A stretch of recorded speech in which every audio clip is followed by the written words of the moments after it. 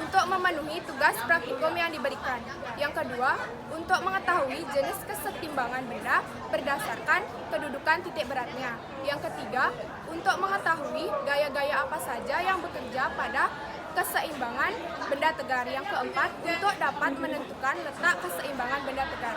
Yang kelima, untuk dapat membuktikan bahwa benda yang mengalami keseimbangan rotasi resultan momen gaya atau torsi sama dengan 0.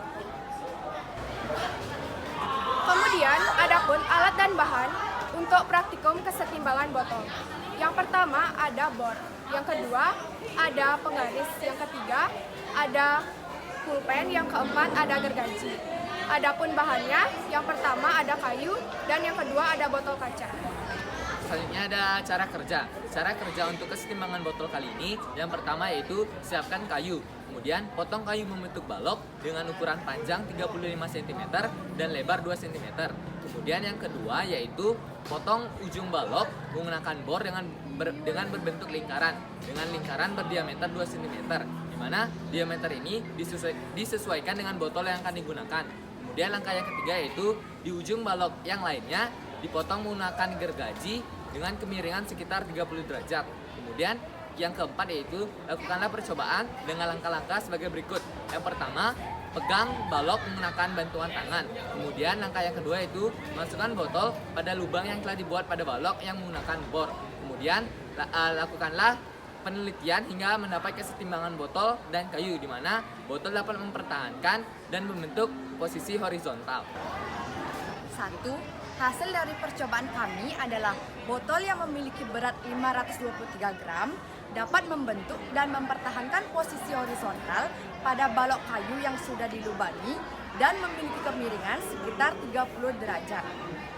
Di mana botol tersebut dapat mempertahankan posisi horizontal setelah berhasil memasuki lubang pada balok kayu sekitar 7 cm. Posisi ini kami dapatkan setelah melakukan percobaan beberapa kali.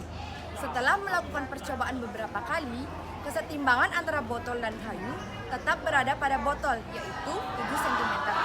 Yang kedua, ada jenis keseimbangan dari percobaan kesetimbangan botol yang kami lakukan, merupakan jenis keseimbangan netral atau keseimbangan indifferent yang ditentukan berdasarkan titik berat keseimbangan benda ketika benda tersebut dalam posisi diam, atau disebut juga keseimbangan statis, di mana benda tersebut tetap pada posisi barunya, yakni botol dan balok kayu tetap pada posisi baru horizontalnya, yaitu ketika diberikan gaya. Keseimbangan benda tegar merupakan suatu kondisi di mana suatu benda tegar memiliki momentum yang sama dengan 0.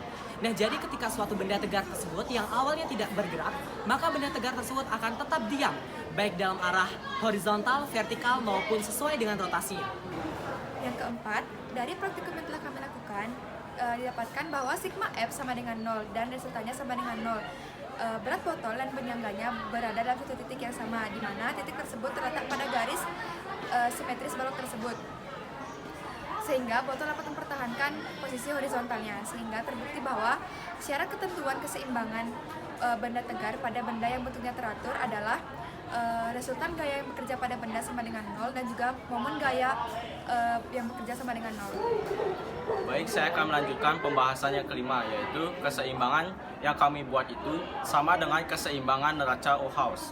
Konsep ini menggunakan konsep kesetimbangan yang dimana dua sebelah kanan akan membuat putaran searah jarum jam, dengan otomatis nilai torsi sama dengan positif, sedangkan dua sebelah kiri akan membuat putaran berlawanan arah jarum jam sehingga nilai torsi akan bernilai negatif. Dengan demikian, beban kiri dan beban kanan akan membuat arah tuas kiri dengan tuas kanan seimbang, dengan otomatis nilai torsi sama dengan 0, yang menunjukkan sistem ini bahwa sistem ini setimbang. Sistem yang kami buat itu botol dengan kayu balok. Beban sebelah kiri akan ditahan oleh kayu sebelah kanan, dengan otomatis botol di sebelah kiri tidak jatuh dan berada dalam posisi setimbang. Kaitan sistem titik berat benda. Pada dasarnya, setiap benda terdiri dari banyak partikel, di mana setiap partikel itu memiliki titik berat yang jika diakumulasikan akan menjadi berat benda keseluruhan. Berat benda benda bekerja pada titik tunggal, yang dimana titik tunggal itu disebut dengan titik berat. Titik berat suatu benda tidak harus selalu bertumpu pada berat benda di dalamnya. Contohnya, jika seseorang sedang berdiri tegak, maka berat itu akan bertumpu pada dalam tubuhnya. Namun, jika seseorang sedang membungkuk, maka berat tersebut akan bergerak keluar. Pada benda beraturan yang memiliki garis atau bidang geometris pada sistemnya akan menyebabkan benda tersebut titik beratnya terletak pada garis atau bidang simetris tersebut. Jadi, dapat disimpulkan bahwa praktikum ini menggunakan konsep keseimbangan dan titik berat yang sama dengan konsep dari neraca Ohaus. Keseimbangan tersebut akan terjadi apabila benda yang awalnya diam akan tetap diam, baik pada posisi horizontal, vertikal, maupun rotasi.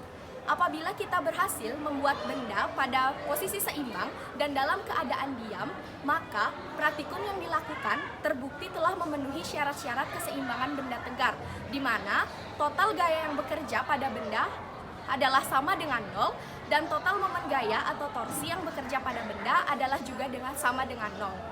Ketika kita berhasil menyeimbangkan sistem, perlu kita ketahui juga bahwa jenis-jenis keseimbangan pada setiap sistem akan berbeda-beda.